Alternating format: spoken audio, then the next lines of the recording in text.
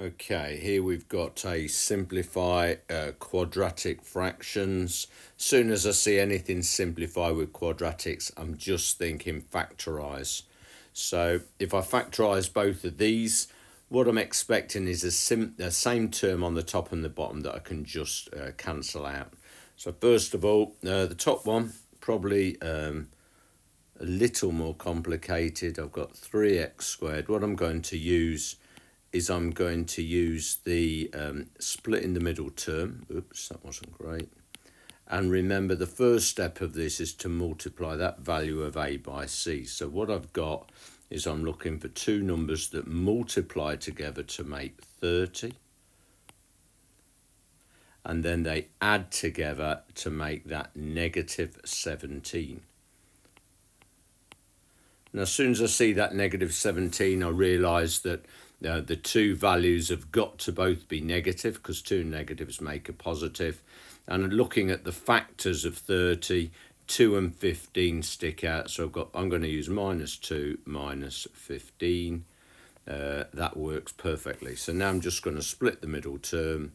And what I've got is 3x squared minus 2x minus 15x plus 10.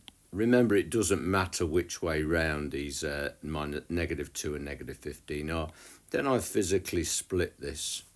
And then I'm just factorising. I'm always going to be able to factorise by an x here, to be honest.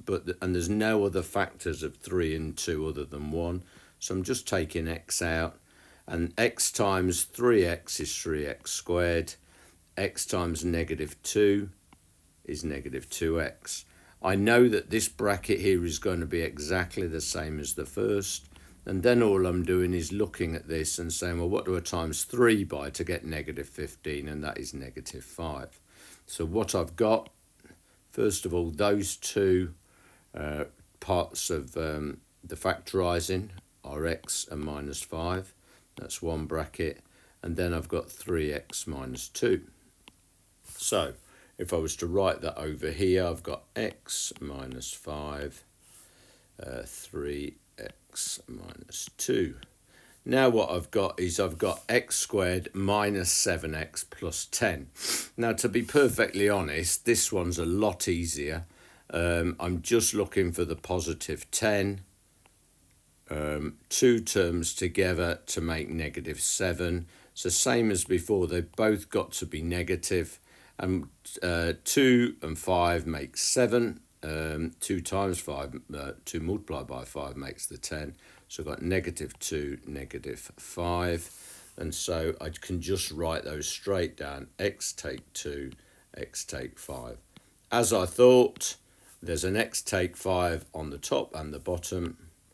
And as such, the answer to this is 3x minus 2 over x minus 2. Now, you'll note I've taken the brackets out. If you want to leave the brackets in, that's fine, because essentially that fraction button means they're brackets anyway. There you go. Thank you.